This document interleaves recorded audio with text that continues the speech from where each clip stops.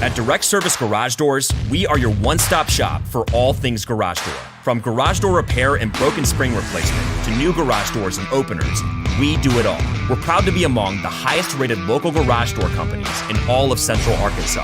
Our highly trained technicians are available 24 hours a day at no extra cost to you. So if you have an emergency, call us today, 501-244-3667, or visit our website at directserviceoverhead.com. Don't wait days. We'll fix it now.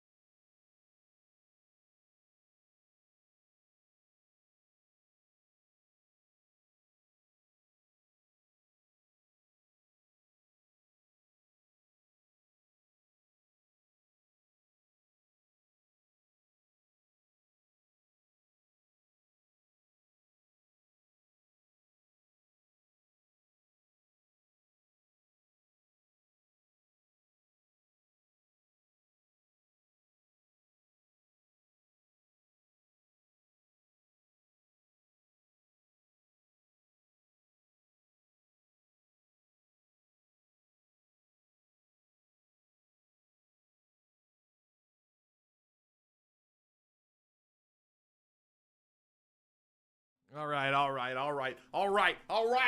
Settle down back there. Settle down. I got work to do. Let's do this, huh? Who's ready? Oh, my God, it's so close. Football season is so close, baby. It's around the corner. Live from Springdale, Arkansas. You guys ready? Let's do this. 3, 2, 1. Yo, what's going on, Arkansas Razorback fans? Welcome to the one and only Tusk Talk with Ty. Hope you guys are doing well. I know. My hair looks fantastic. I know. I really, got a couple up there. Got a couple strays up there that are like trying to poke up.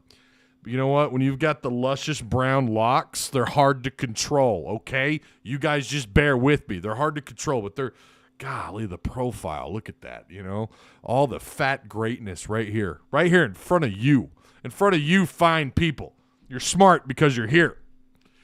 All right. I messed it up. I see it was down. I had the hair down and good to go, and then I had to go and mess it up. All right. Shout out to you guys, Patreon supporters. Man, oh, man. I can't wait.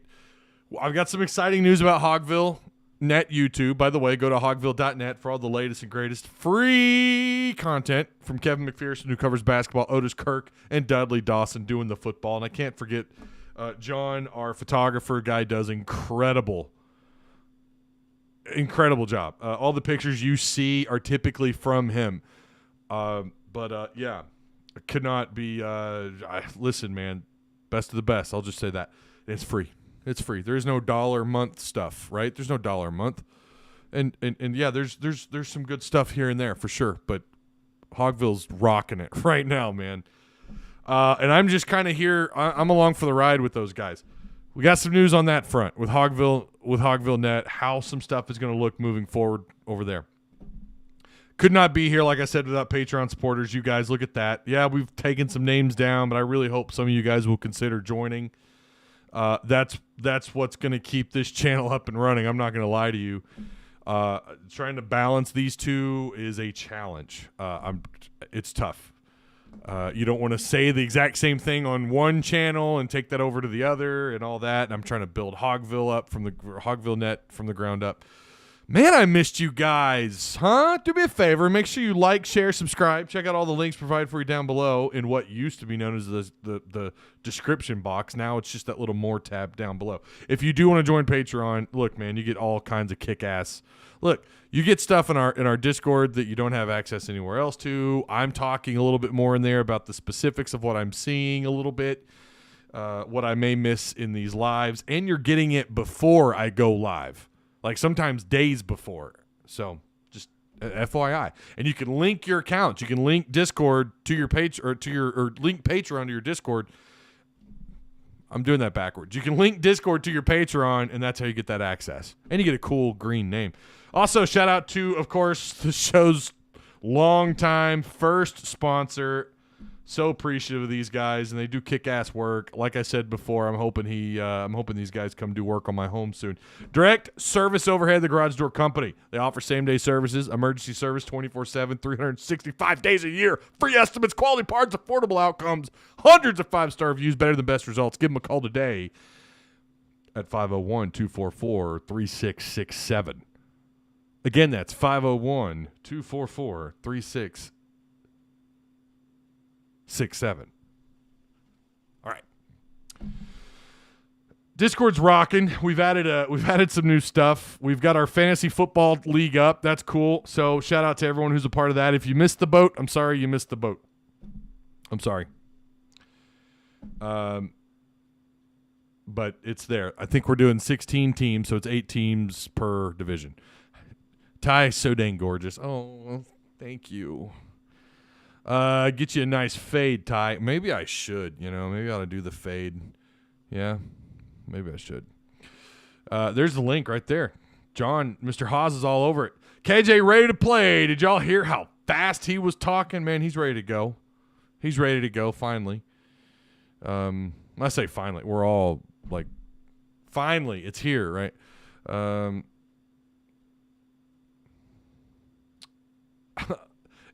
Finally in a live after a long-ass time. Yep.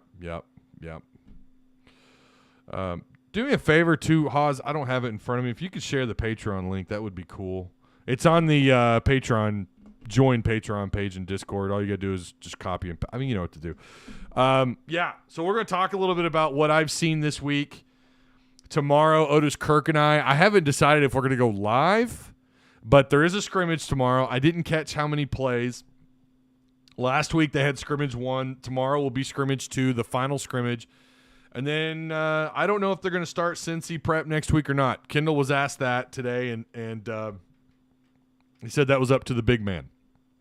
That was up to Sam Pittman. Sammy Pitty. So I'm sure Saturday that'll probably be one of the first questions he's asked after the scrimmage when he's talking with the media. Hey, when are you guys working on the Cincy install? And I guarantee you they've already kind of gone over some of it. So, yeah, and I'm putting in my own Cincy install. Let me tell you, taking all the notes and reading everything I can where I can find it.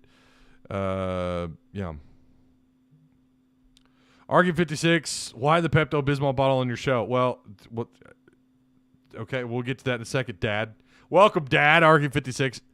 That is a ESPN article, and we'll get into that also. I found this pretty interesting. But, yeah, my dad saw that Pepto-Bismol bottle. He's like, wait, I use that product. I use it daily. So do I. It runs in the family. Thank you, Acid Reflux. My 10-year-old, who's, my 10-year-old daughter was asking to use Pepto. She had it just runs in the family, man. That's why it's there, Dad. I'm promoting Pepto. They're a sponsor. Okay, they're not. Let's start off. Let's go ahead and get into the ESPN article, right? Let's do this. So kind of what was said here, and this is, where are you? When was this written, actually? Was this yesterday or today? Oh, it's today, 6 a.m. Bill Connolly, ESPN staff writer. He kind of goes into his first paragraph. He's talking about fantasy novels. I don't know. But the point that he's let me just read it. The college football extended universe is something a fiction writer could only dream of creating. Star Wars never had a side plot as worthwhile as the BYU-Utah Holy War. Kind of goes on about that. J.K. Rowling only wishes she could create something as lasting as the feeling of telling people what it's like to watch Auburn's Bo Jackson, UNLV's Randall Cunningham, or Missouri's Brad Smith in person. But he talks about the big games, big matchups. Arkansas is actually on the cover of this. This is another reason why I brought it up and why why I wanted to talk about it. They do have Arkansas. They have Razorbacks on the cover, which I think is pretty cool. But they talk about the big ones, the big matchups, the two biggest games of the day. And on October 1st, Alabama at Arkansas, NC State at Clemson makes the cut. So there's that. But he has his own little piece here, what he calls the quote-unquote Pepto-Bismol All-Stars. According to the final preseason SP Plus ratings I will release Sunday, he says, there are 19 teams with at least 7 games projected to finish within 1 score and 7 teams with 8 such games. These are chaos teams of any different sort. You will want to be watching at least the fourth quarter of many of their games this year. The 7 tight games, or the teams with 7 tight games: Arizona State, Florida State, Georgia State, Louisville, LSU, Ohio State, South Alabama, Texas A&M, Texas Tech, Virginia, and Washington State. The 8 tight games, the teams with 8: Arkansas, Baylor, Kansas State, Northern Illinois, Oregon State, TCU, and Western Michigan. There are six more teams that will be projected in the SP Plus top 40 and have at least 6 such games, and those are Auburn, Minnesota, Mississippi State, North Carolina, and Ole Miss, Purdue. Obviously, the teams like Georgia, the more dominant teams aren't going to have that many, especially when you play in that SEC East. Although I think the SEC East is going to be pretty tough, and Florida did make their list. Was that the only SEC East team on the entire thing? Let's see. It is.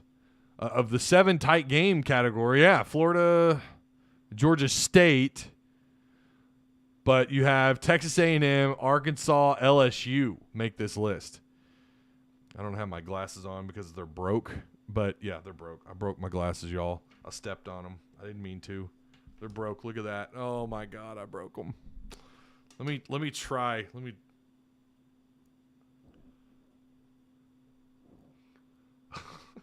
He's over 9,000. Some of you will get that.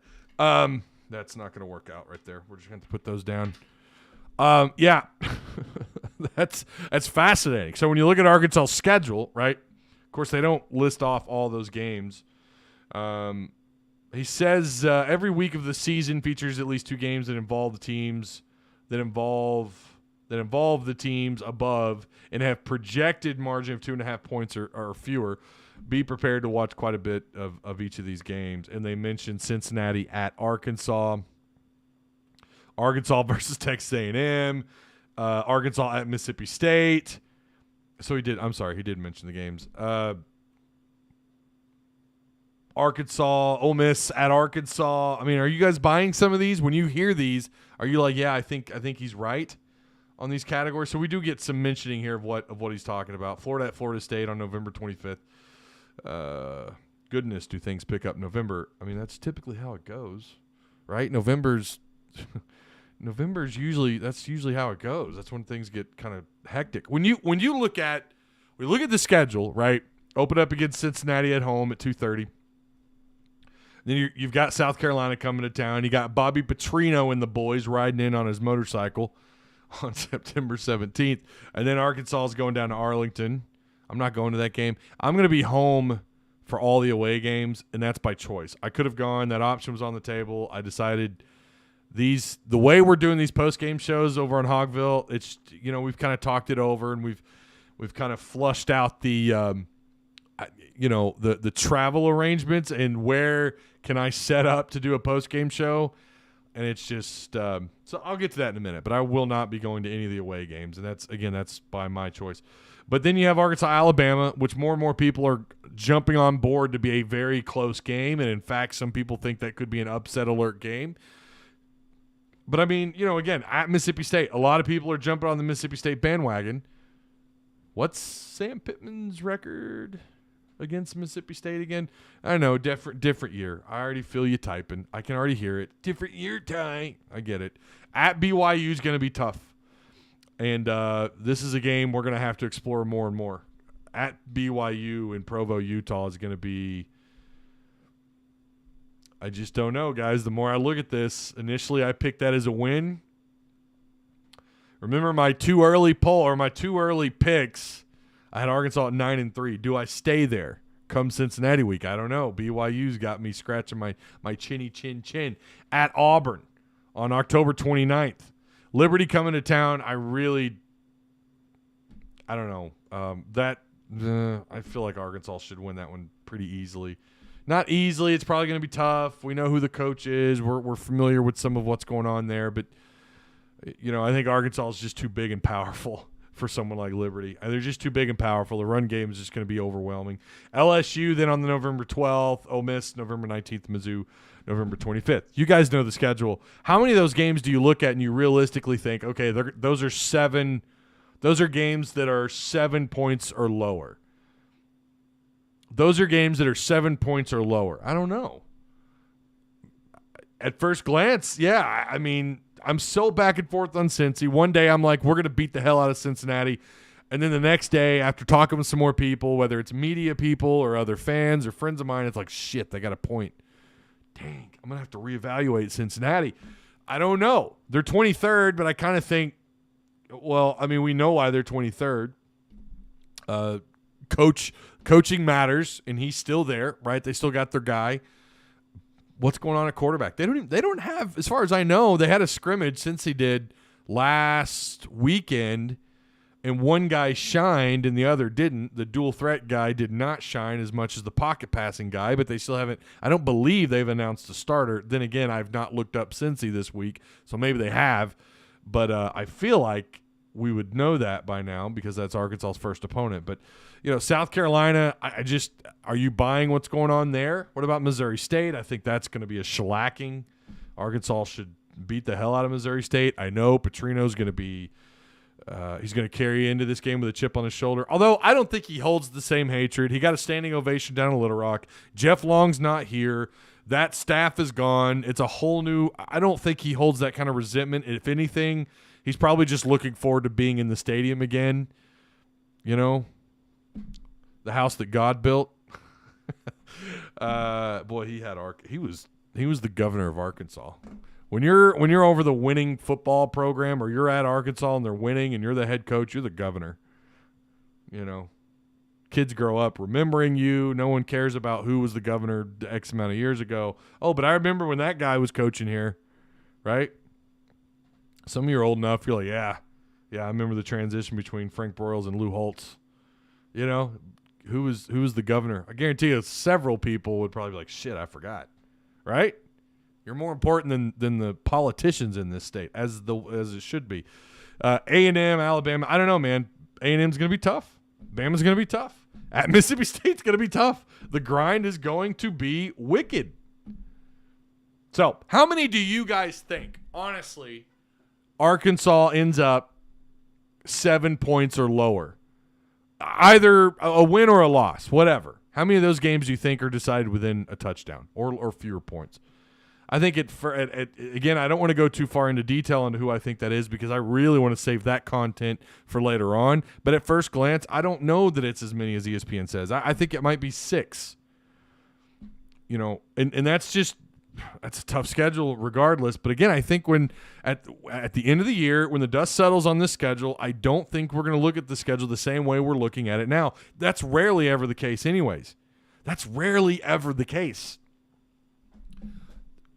Oh, man, and I think there's even been years where you thought this is going to be an easy schedule, and then you look back and you go, oh, wow, it was actually pretty tough.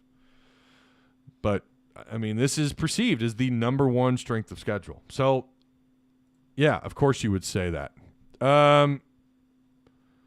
Also, your predictions, big guy. Well, those aren't coming yet.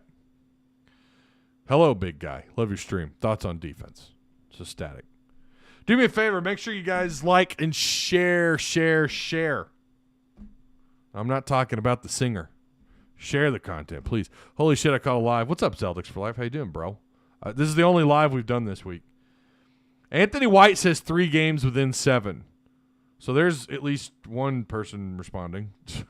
So 3 points or 3 games where Arkansas is within 7 one way or the other. I would say 6. at first glance. Again, I'm not going to go too far into depth into who all those teams are, but yeah, I definitely think that there are 6 teams here at least. That could change. It could change. Celtics says 5. Mr. T-Dub with the super chat. The bicycle college is tougher than some of y'all think. Yes. Their freshmen are like 28-year-olds. A&M will be 8-4 and us 10-2. Oof, you're still on that 10-2. Woo! Oh, Fishman says, give me a break. BYU don't recruit like Arkansas. We should stomp them. They're Mormon asses. Fish is a long-time viewer, and every once in a while we disagree. I'm just going to have to disagree here, man. I think BYU is going to be much tougher. I think BYU is going to be much tougher than you realize. Something like 20 returning starters. Their quarterback's back. I think they're what was it, like the majority of their offensive line. And yeah, they're older. We're not talking about 19, 20, 21-year-olds. We're talking about guys, some of them in their mid-20s. That matters. Don't look for Mississippi State to do a whole lot this year, but could be a real trap game for Arkansas. I have a hard time. Like, it's them and A&M. I can't understand. Like, A&M's getting this hype and this love and this excitement because of this, I guess because of their recruiting class. I can't wrap my mind around what it is that people think that, or what it is that they're seeing that has them believing that A&M should be a top 5, top 10 team. Top 20, sure. Okay, I'll give you that because they do recruit at a really high level, and that naturally gives you the benefit of the doubt, along with a coach that has had some success. He's won a national championship at Florida State. They do have, the roster is jacked, and it definitely wasn't bought and paid for, by the way. No. No, it's not. It's not. You stop it. But, yeah.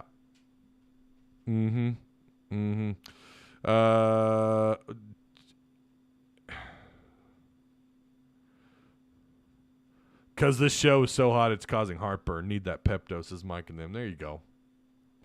And you're tagging Pepto in the chat. That's great. It'd be cool if they hopped in here, wouldn't it? BYU always tough, and they were like 10-plus wins last year. Yeah, I don't know how anyone thinks that we're just going to steamroll them. I think if you keep it close, listen, I think even if you lose, it's not the end of the world. They're good, man. BYU's – I feel like if you go into that place and you find a way to win that game, especially after coming off of playing Mississippi State, and then you've got Auburn, some people think this could be kind of a trap game. It's right in between Mississippi State, who's going to be a tough challenge, and then you're on the road against Auburn, which Pittman has like this natural just – I think deep down, especially after what happened year 1 with him in Auburn, he just wants to beat these guys. So, and I'm not suggesting that he's overlooking Auburn. I'm not, but sometimes trap games still exist even for guys who don't overlook teams. Because sometimes, even as the head coach isn't overlooking, that doesn't mean players are not. It doesn't mean that assistants are not. It doesn't mean that coordinator. I'm not suggesting. I don't think Odom for a second is going to overlook BYU, and I don't think Kendal will either. But it doesn't mean that everyone isn't kind of on the same level with their head coach. But Pittman is very talented in making sure that they get on his level in terms of expectations. I mean, you get that vibe from the players, you get that vibe from the coaches, watching those guys on the ground level. Everyone's bought into what he's doing. When he walks around, it's commander-in-chief. It's commander-in-chief, and that's the way it should be. And they are bought in, but I don't know, man. You could have someone who, back of their mind, they're just, it's BYU, But I feel like they're going to go into that film room. They're going to take care of business. But BYU is going to be tough, and it's right in between Mississippi State and Auburn. Wait, you have a bye, though, right? Don't you have the bye going into Auburn?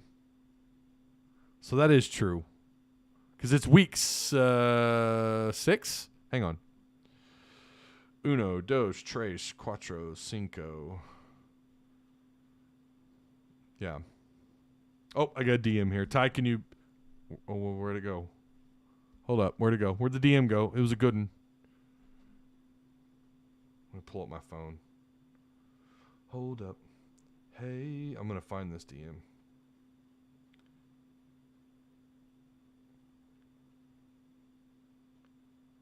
Oh, Ty, can you explain Can you explain Kendal Briles' demeanor today? Did he come off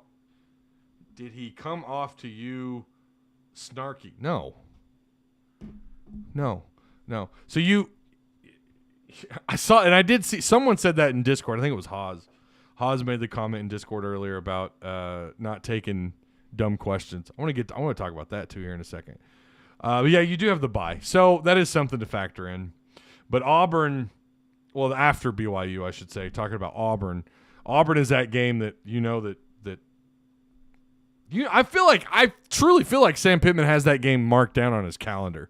I just do, man. There's something about that, especially with the way it went down year one, and then year two, Auburn comes in here, and I know it's at the end of a brutal stretch. Arkansas's banged up. They have issues with some guys playing hurt. I understand that. Yeah, had they played Auburn at the beginning of the year, I think they win that game by a score, maybe 7, 10, 12, 13, something like that. I could see that. Sure. I do want to talk about Kendal. I'm glad I got that. That was a Facebook DM. Those I actually get notifications for. So, yeah, and there you go. There's your hidden. For those of you who get upset when I don't always respond to you in Discord or Twitter, which I typically do, if you hit me up on Facebook, see, I shouldn't even be saying this, but if you hit me up on Facebook, I get the notification. That's the only thing I get the notification for, only because I have family and friends and some other people. I want to make sure I read what they're saying. But anyways, yeah, this is tough. That's tough, man. And these are Pepto-Bismol moments. You're going to be chugging some Pepto. I should have brought my Pepto in here. But I think that there's games up and down this roster, up and down this schedule that it's not just brutal. It's like, damn, you got to play these back to back to back. Missouri State, no one talks about this game being a trap game. Could it be a trap game? It's right before A&M, right? September 17th to the 24th. South Carolina, you play the week before. Trap games exist, man. I don't care. I don't care who your coach is. They do exist for good reason. I'm sick of the A&M hype. Yeah, me and you both. Upon graduation, BYU students receive a degree and an application to start Social Security benefits. That's pretty good. That's pretty funny. We still can't overlook Cincy. No, absolutely not. Fickle knows how to reload. Remember how sloppy we started out? Yeah, against Rice. And that was asked. Kendal Briles was asked about that today a little bit, about not getting off to a slow start. Thought he had a good response. What's up, gang? Hope everyone is having a rocking Good Friday. Thanks for the content, Ty. Thanks, Scott. How you doing, man? They beat Utah and USC last year and within 14 of Baylor. Yeah, at Baylor, by the way. They also are an independent. Right, for now. They are. We beating Bama this year. Kidding. God. Imagine that scenario where you're walking into that game. You got to imagine game days there if you're undefeated, right? Is that kind of the conclusion we're at here? If you're undefeated, game day could very well be there. Probably will be there. They'd have to be there. Because you've beaten at this point, at the time, ranked Cincinnati, a headline-grabbing name like Spencer Rattler at South Carolina. That's what everyone talks about, Spencer Rattler. Might as well be Spencer Rattler and the Gamecocks.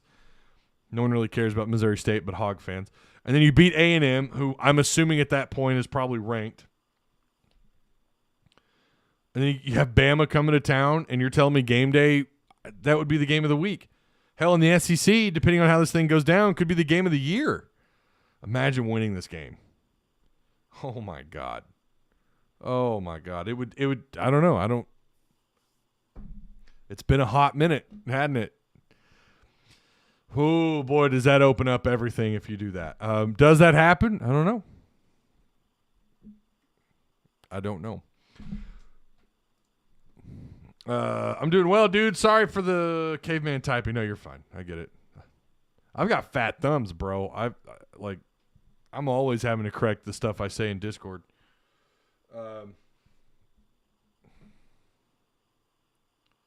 Oh, right. Now I've got people hitting me up on Facebook. I should never have said that. All right, I'm going to silence my Facebook Messenger. Make sure you guys like the stream, interact, comment, question, whatever you got. Make sure you share the content. I do appreciate it. Copy and paste it. Send it to your boys. Send the show to your grandma and be like, hey, watch this strapping young lad talk about your Razorbacks, gam. Arkansas versus Bama, both undefeated, battle for the West. Game day doesn't come because the next week A&M and so wait, game day doesn't come because the next week is A&M and Bama. But if you beat A&M, and you have to consider, like, yeah, A&M did beat Bama a year ago, but if you beat A&M, are they still ranked Are they still ranked? Now my phone's blowing up. Great. All right, I'm flipping my phone upside down.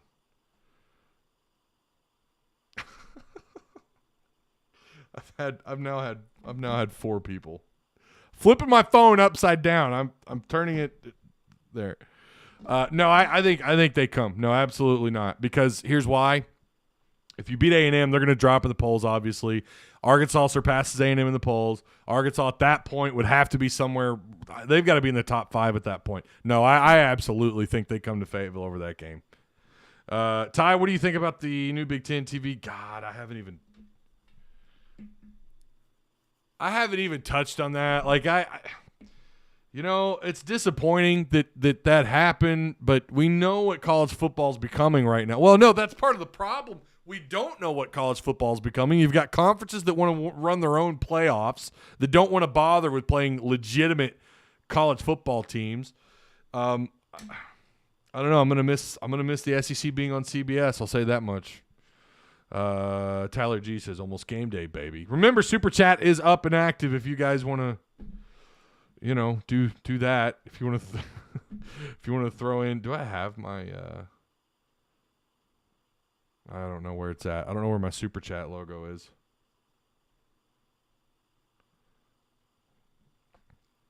I don't have my Super Chat logo. Where'd it go? Oh, I do have this. Here it comes. Ciao. Oh, there you go. How many of you are on Cash App? Help keep this channel alive. I'm going to keep that up. If you're on Cash App, and for all of you who asked me for all those years, Ty, why don't you have a Cash App? There you go. There, it's right there. Look at it. It's right here. There's the college football's heading in the wrong direction, in my opinion. Yeah, I don't know. I don't know. I think that's part of the problem. You wish it was as organized as the NFL is. Say what you want about Roger Goodell. What did the Walton, the guy that bought the Walton that bought the Denver Broncos? Did you hear what he called Roger Goodell? He called him Roger Goodell. Oh, that's when you know you have too much money. You're like I'm gonna buy this team, and I don't even know who the guy is that runs this thing. I don't know. Roger Goodell. Oh my God. I laughed so hard when I saw that. Go find it.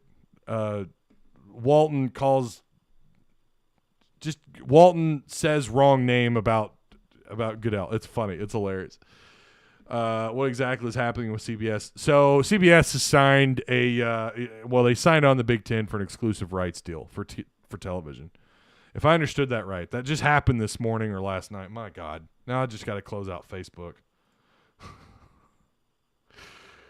Yes, Jeff Brown. Thank you. I'm going to have to close out Facebook. I'm guilty for messaging you on. Yeah, no, I see that.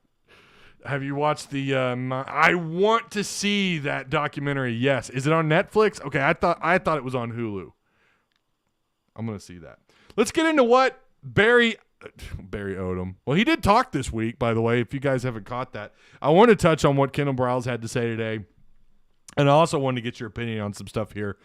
And I know you guys are here for my opinion, but I also want to know what you guys think on some of this. Kendal Briles, wide receivers. Now, this was what was interesting. Wide receivers coming into fall camp were a weakness.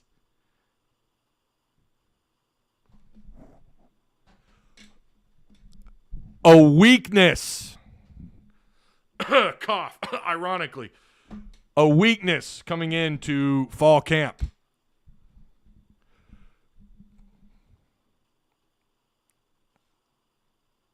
Yeah. For the 5 or 6 of you in my DMs about the Hogville red flag video. Thank you. Sam Pittman has now backed me up on this, saying that it was the most questionable room. I'm never going to let this go. It's not a big deal if I hadn't had commenters and then people in my DMs about it, but now Kendal Briles says it was a weakness.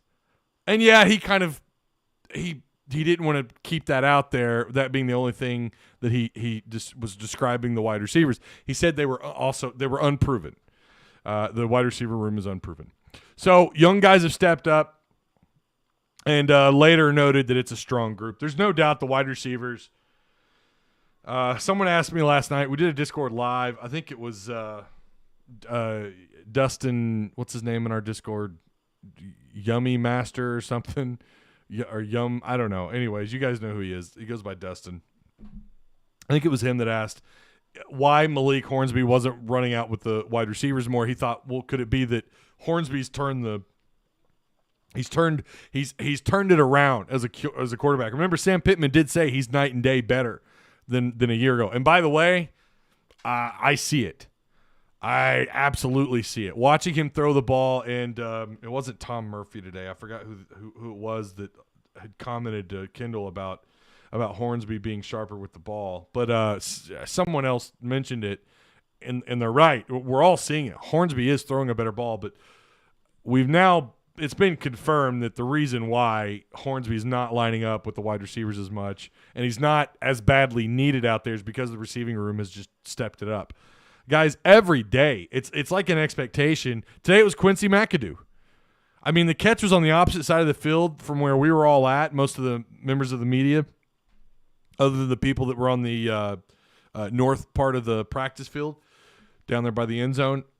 But we saw it, and apparently he kept his foot in bounds and made a fantastic play. I don't know if anyone caught any video footage of it. Actually, no, that was period 2, so we weren't allowed to video that. But it was a great catch. I saw him make the catch. I just couldn't see if his feet dragged, and apparently he did. I think he got both feet in.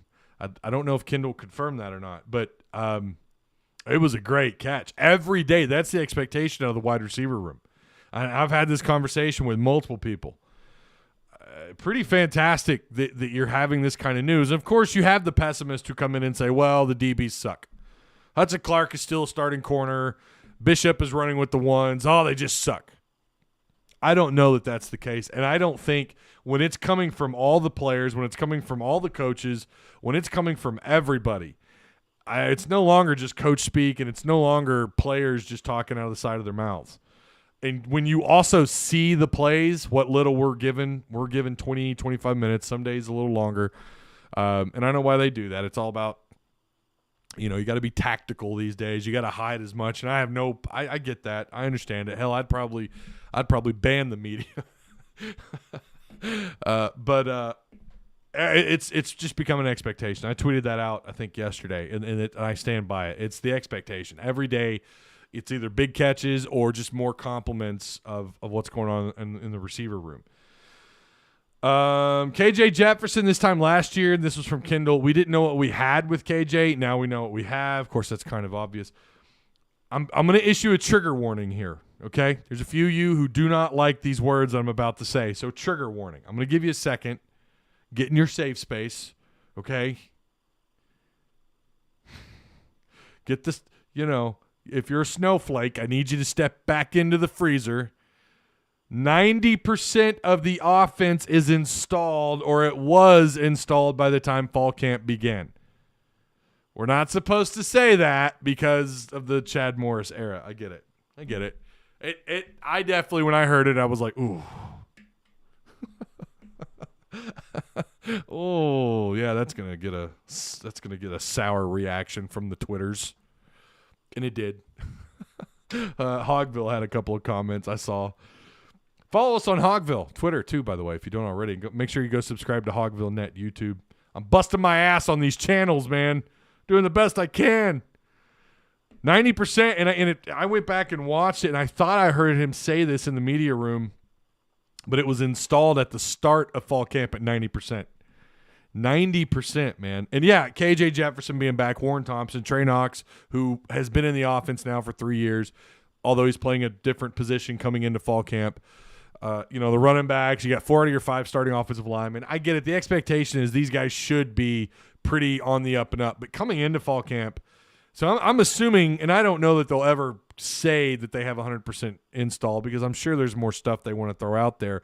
And I think that's basically what they've been doing and why they didn't come out and say that they're 100% installed. And again, I don't know that they'll say that. Maybe Sam will be asked that on Saturday. I would like his take on that.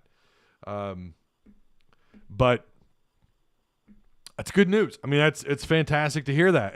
Again, he could have stalled on that question. KB, if you guys haven't noticed, is pretty much a straight shooter in those interviews. I mean, he is. Is there some coach speak? Of course there is. Every coach they fall victim to coach speak. Have you heard Coach Odom? My God. But it's like, you feel like he means it when he talked about how much he loves being here. Did you guys catch that? It was great. It was great because he means it. His family loves it here, and he loves the position that he's at here with the defense. And he gets 3 years. This is year 3 for him. That's big anywhere to keep any coordinator for longer than 2 years anymore. But yeah, I like where they're at on offense. It's very clear that the offense is a full step ahead, I think, of everything else compared to where they were at a year ago. Kendal Briles mentioned KJ was leading fall camp in passing percentage, Fortin behind him, and then Hornsby in third. Important to note that, yes, KJ's working with the ones, but he's also working against the ones on defense. KJ has also been working on his footwork, which has led to him being more accurate so far through camp. I'm just not – you guys know I'm not going to bullshit you on something I don't know. That's a good Stephen Hamner question about footwork. I know you want to plant your feet and how you move your hips and the motion of your torso and how you torque and everything. I get it. Your wind up. You guys remember Ryan Mallett had that real long wind up. And, of course, when he let the ball go, it felt like he was throwing the ball from 20 feet in the air. And some guys have quicker releases. You kind of understand that stuff. But when you get into the specifics of footwork, I'm not really sure what I'm supposed to be looking at. So I'd love to bring Stephen Hamner on to talk about that more. But he noted it, and I think KJ mentioned it, and Kendall talked about it. Malik Hornsby is still lining up some at wide receiver. Briles also stated that the wide receivers coming on, like they have during fall camp, is taking the pressure. He didn't use those words exactly, but it's taking the pressure off of Hornsby lining up at wide receiver.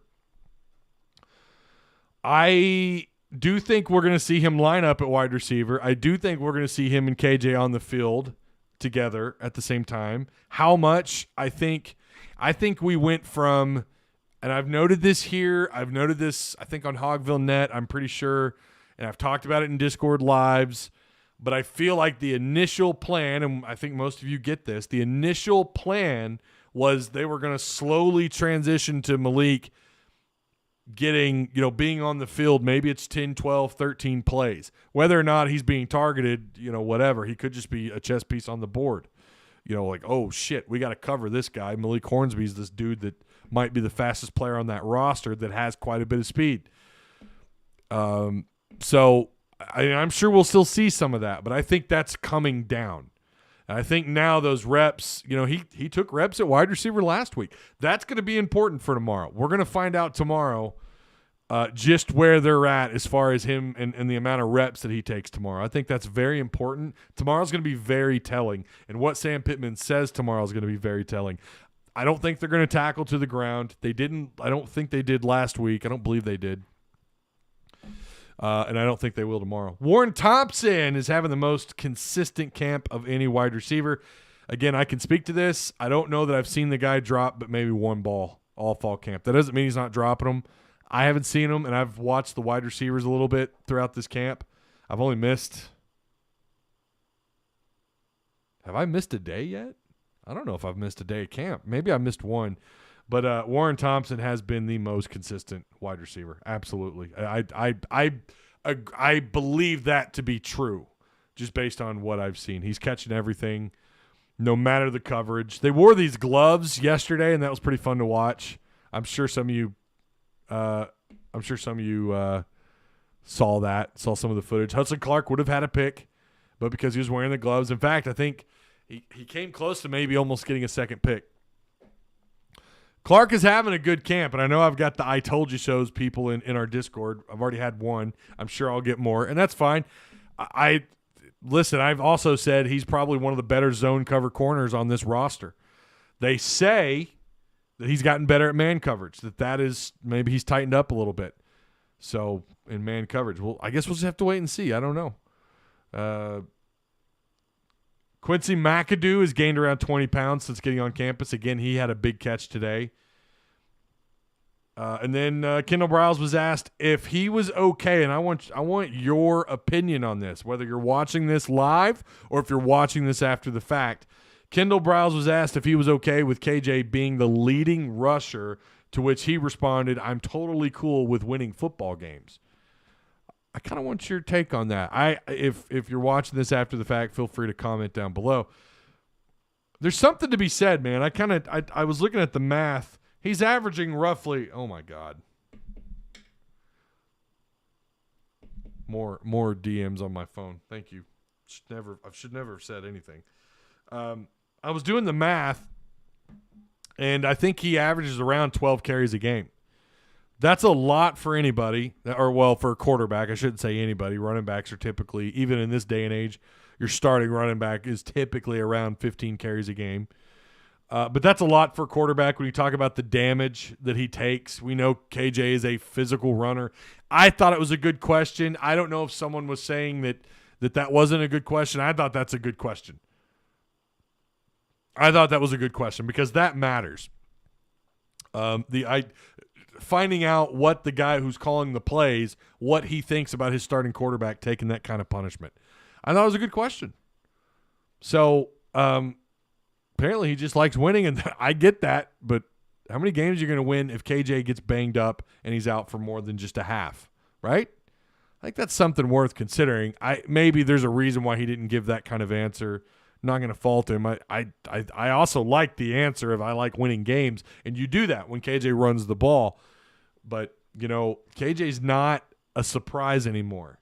KJ Jefferson is not a surprise anymore.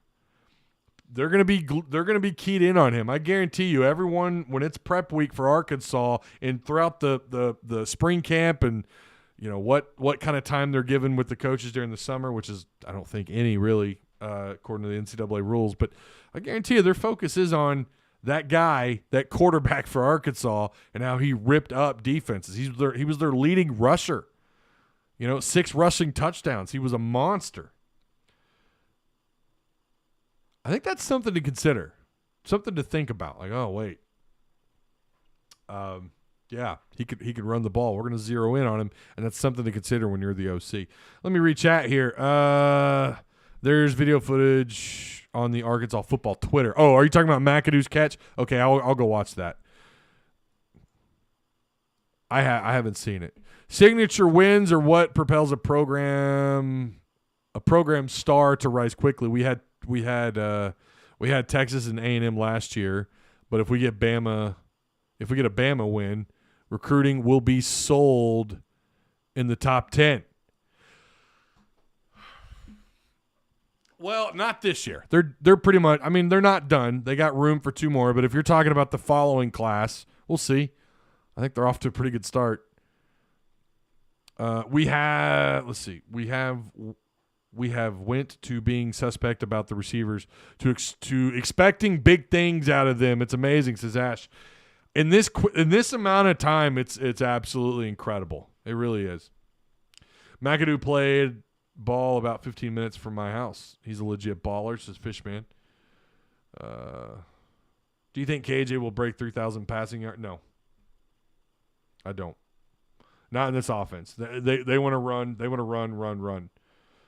My guess is he ends up with more passing yards. Anything's possible because you've gone from having one guy, right? You've gone from having Treylon Burks to now having 2, maybe 3, possibly 4 really good wideouts. And you're going to be able to spread the ball around. You can look back at the Penn State game. Otis Kirk and I talked about that today. You can go back and look at that game and go, what happened? They didn't really need to throw the ball, and I don't know how many times KJ threw the ball in that game. They didn't need to.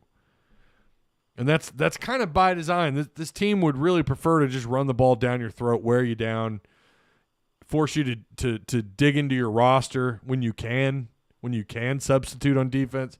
That's their identity. That's their identity. That's who they are. I don't think he throws for 3,000, but anything can happen, man. With all these wideouts, who knows? Hogville, always good for a few dandy comments. Well, I think you go there. If you want to go there for the board, there are some good posters there. I will tell you that. But I go there for the writers. The writers are great. And the board, honestly, has had some again, solid posters. I trust Clark in zone, but his man defense concerns me. Well, like I said, they're claiming he's, playing better in man coverage. I'll believe it when I see it. I will say that. Pac-12 regretting turning down that $500 million deal from ESPN last year. Yeah. Appreciate the super chat. Oh, okay. I got the video sent to me. Well, I'll watch that. Oh, is this the McAdoo catch? Hold on. We'll play this for everybody. Hold up. Hey, and I shouldn't even if they flag the video, I don't care. It won't hurt the channel. It'll just demonetize the channel, which you know what has happened before, and it is what it is.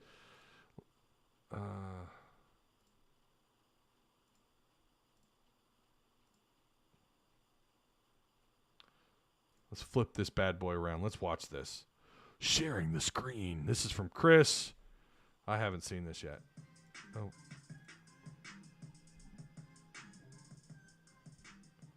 Wait, I didn't see the catch. Let's start it.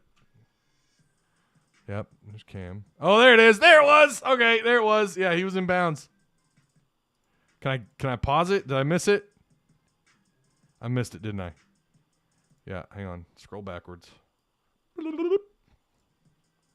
Oh, look at that, dude. Look at that. Look at the control. The hands. The want to there. Yeah, you see down there where that tent is. I don't know what they do under there. Where that guy standing with the sunglasses, that's usually where the media kind of stands over there. And then to their left is where the rest of us were. You'll see my fat ass in one of these, I guarantee you. I stick out. Man, what a catch. Look at that, dude. I mean, and again, we were off way over there, right on the other side. That's a catch, dude. And he held on to it. I saw him get up with the ball. The body control. We're rewinding. Look at this catch, man. Really, that's pretty good. That's pretty good ball placement. Because that's where only the wide receiver can get that ball. Only the wide receiver can make a play on that ball. If the DB does anything here, it's PI. You make too much, and you see him there. He's got the hand a little bit, but he's not grabbing the jersey. He's just a little bit of contact, but I don't think that's PI. Trying to get it. No, it's just good grief, man.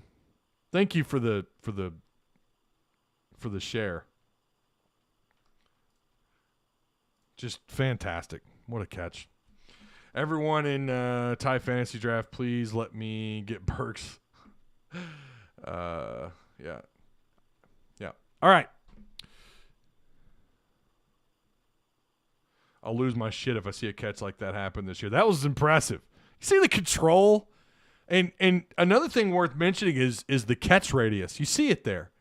And he has made similar plays, not quite like that. I think that was probably his best catch of camp. But watching these guys run one-on-ones against these DBs, it's KJ Jefferson said it, iron sharpens iron, but fantastic.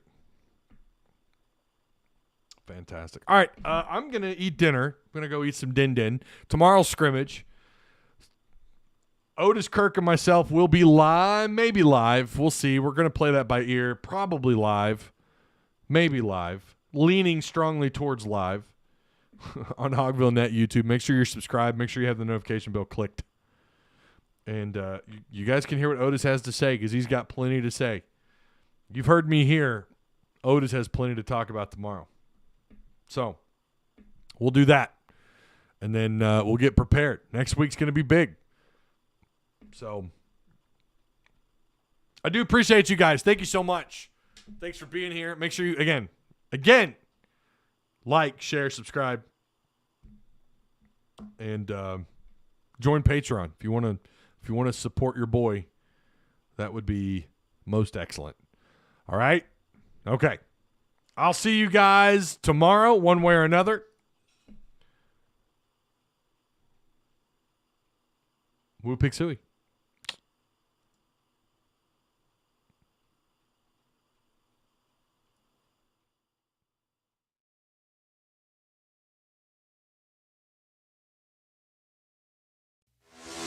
At Direct Service Garage Doors, we are your one-stop shop for all things garage door. From garage door repair and broken spring replacement to new garage doors and openers, we do it all. We're proud to be among the highest-rated local garage door companies in all of Central Arkansas. Our highly trained technicians are available 24 hours a day at no extra cost to you. So if you have an emergency, call us today, 501-244-3667, or visit our website at directserviceoverhead.com. Don't wait days. We'll fix it now.